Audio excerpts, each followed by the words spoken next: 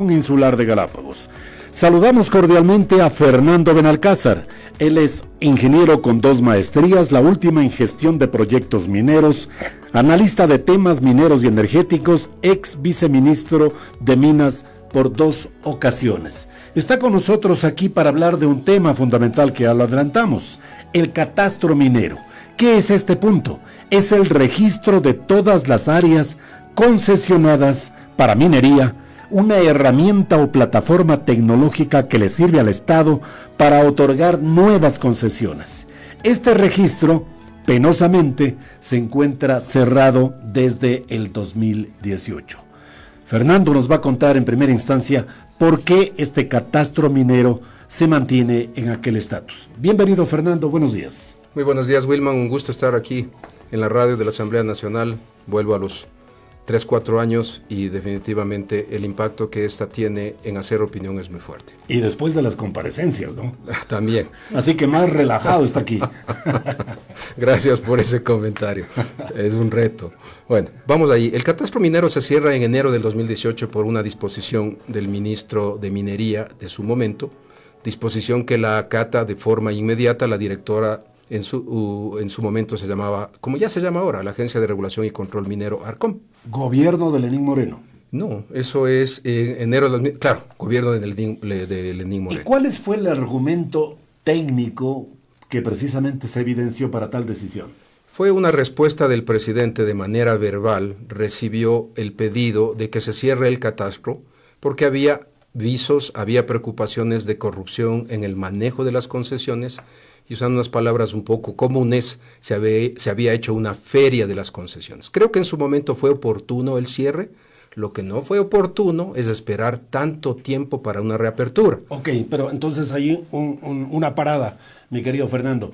En efecto, desde el punto de vista técnico, de su análisis, de sus investigaciones permanentes, se podía llegar a una conclusión de que en efecto se feriaron las concesiones, se dieron demasiadas autorizaciones y evidentemente el Estado perdió control en aquello.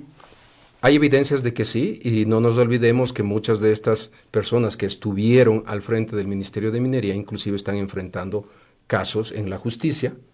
Inclusive el primer ministro de Minería del gobierno de Lenín Moreno, el mismo que solicitó el cierre del catastro, está enfrentando ahorita en la justicia. ¿El nombre cuál es? Javier Córdoba era el ministro en su época.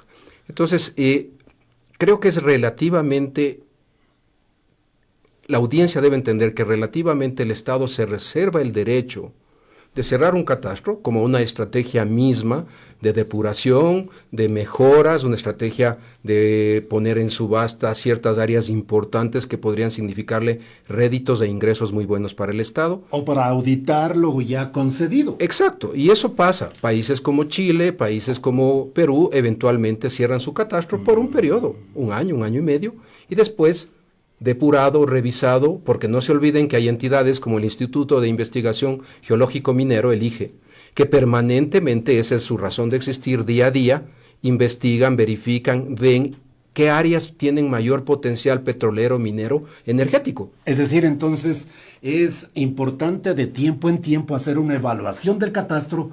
¿Y por qué cerrándolo?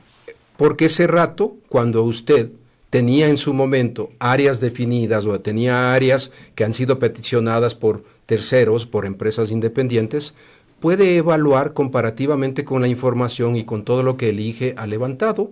Y usted dice, como el Estado es el administrador único de los recursos naturales no renovables y es el que puede designar mediante concesiones al sector privado con inversiones claras y definidas, el Estado puede decir, he revisado.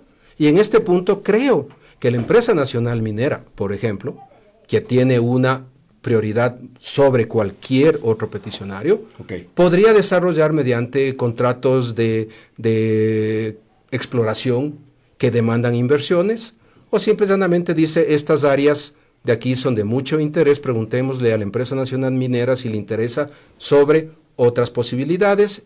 Entonces yo creo que es una herramienta, como dije al inicio, de administración que el Estado se reserva. Necesaria. Ya lo ha explicado usted, Fernando. Pero el hecho de haberla mantenido desde enero del 2018 hasta la fecha cerrado, primero díganos cuál es su interpretación. ¿Por qué se la mantuvo cerrado? y ahora ¿por qué es necesario reabrirla?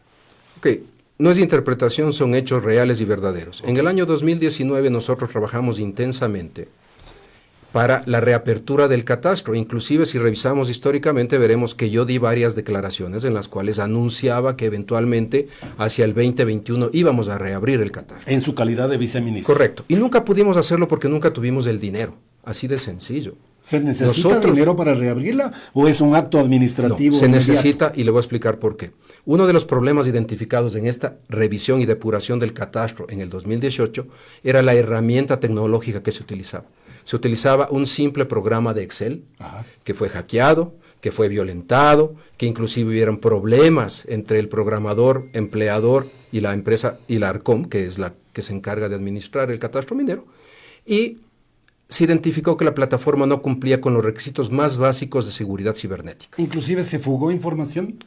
Todo es poco etapa para lo exploratoria, por ejemplo. Sí, mucha información, y eso no solo pasó en esa época. Ahí despiertan muchas suspicacias. En la administración del gobierno anterior existen casos que también están ventilándose en la justicia en donde el abuso del poder les permitió tomar información y data de la empresa nacional minera, del viceministerio, y lo cual está siendo investigado al momento. Eso es algo público. Seguramente, entonces, por su experiencia en el sector público, Fernando, usted tendrá una recomendación clave en referencia a evitar la fuga de información para precisamente que vivarachos no aceleren procesos de reclamación de concesiones al Estado. Correcto. Las personas que están al frente de desarrollar la reapertura del catastro han trabajado tomando en cuenta desde enero del 2020 que nosotros trabajamos con el Banco Interamericano de Desarrollo, y fue el Banco Interamericano del Desarrollo que contrató una consultoría en la que 5 o 6 profesionales de alto nivel, expertos en sistemas de ciberseguridad, en sistemas geológicos, en sistemas mineros, en sistemas civiles, desarrollaron la depuración del catastro. En enero del 2020 ese informe fue presentado. Ahí estábamos listos con la información, con los datos requeridos para una reapertura. Pero no llegó el dinero. El dinero que el Banco Interamericano, a través de un préstamo que se negociaba desde el 2018, llegó a firmarse el acuerdo de desembolso en el 2023, en el gobierno de Guillermo Lasso. Y ahí es cuando comienza un proceso también liderado por el Banco Interamericano de Desarrollo, de un concurso público internacional que ganó una empresa canadiense. La misma empresa que desarrolló toda la plataforma tecnológica para varios países importantes en África y el más cercano, Colombia, para la Agencia Nacional de Minería, en donde esta plataforma es a prueba de todo. La gran ventaja que hay el día de hoy es que en esta administración dieron continuidad a todo el proceso, y es por eso que el viceministro Diego Ocampo hizo un anuncio la semana anterior. Noviembre. Exacto, y asevera que en noviembre se hable. Lógico. Yo en redes, yo en entrevistas varias, tomando en cuenta que en octubre del 2023 se firmó ese contrato con la empresa canadiense, he cuestionado ¿por qué no se procede con la reapertura y se comienza a hacer de una manera sistemática, inteligente, estratégica y estructurada la reapertura del mismo? Fernando, yo tengo 2 puntos como inquietudes clave, precisamente antes de cerrar este grato diálogo con usted. El uno es, ¿cuál será la diferencia y la interpretación que los ecuatorianos tenemos que darle a la minería industrial y a la minería artesanal? ¿Qué ocurre en la minería artesanal? Usted lo sabe, y la ciudadanía también, mi querido Fernando. La cantidad de violencia y el posicionamiento de grupos de delincuencia organizada en la minería de baja escala, si es que habría que definirla de esa manera. Entonces, ¿cómo sopesar lo uno y lo otro? Y el otro punto me lo guardo más adelante, Fernando. Estimado Wilvan, voy a intentar ser muy claro y directo en la respuesta.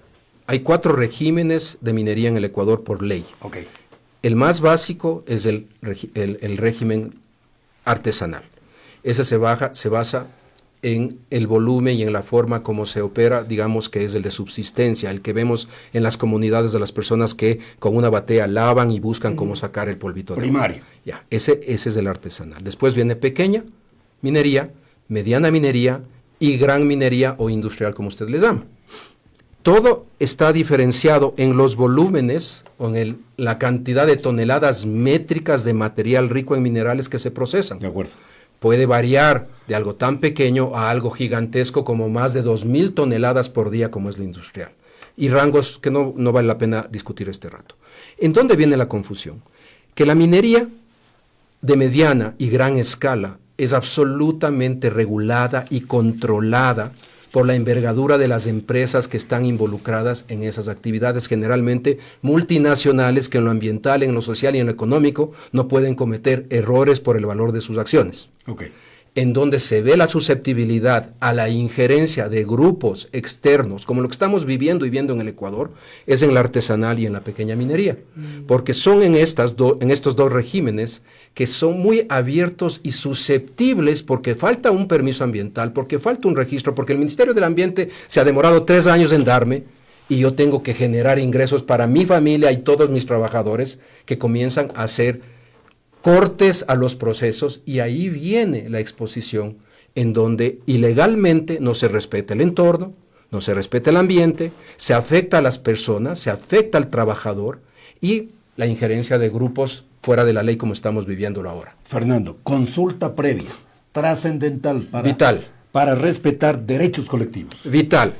Si usted ve en el histórico mío desde el 2018, nosotros hemos trabajado, empujado y presentado a la Asamblea Nacional la necesidad de contar con la ley de consulta previa, libre e informada, porque es una resolución que desde hace más de 15 años la Corte Constitucional le dispuso a la Asamblea hacerlo, y es vital que el día de hoy hay iniciativas a nivel de la Asamblea mismo, de comisiones especializadas y del propio presidente de la Asamblea, para que la ley de consulta previa, libre e informada entre en vigencia. ¿Por qué es importante? Porque en el Ecuador, de acuerdo a la Constitución, establece claramente el derecho propio de los pueblos ancestrales indígenas, de los pueblos afroecuatorianos y de los pueblos montubios a ser consultados. Sí, señor. Y esto tiene que ver con el comentario de la apertura del catastro minero inteligente y estructurada. Puede ir paralelo los dos temas. Claro, o sea, el viceministro Ocampo muy inteligentemente hizo un comentario en una entrevista que yo le escuché, en la que él decía: ¿yo para qué voy a abrir el catastro minero en las zonas donde sé que hay consulta previa, libre e informada porque son territorios ancestrales y no hay ley? Sí. Justamente por estos días la Asamblea Nacional, desde la Coordinación General de Participación Ciudadana, adelanta la herramienta de la consulta prelegislativa sobre tema hídrico y sobre tema minero. Y eso es trascendental también reconocerlo. Fernando, muchas gracias. El tema es tan amplio que sin duda alguna nos llevaría varias horas platicarlo. Pero usted ha sido, como siempre, muy inteligente para resumir lo que hemos planteado hoy, la necesidad de la reapertura del catastro minero. Muy amable, Wilman, siempre a las órdenes, y lo que podamos nosotros educar, aquí estamos. Fernando Benalcázar, ex viceministro de Minas.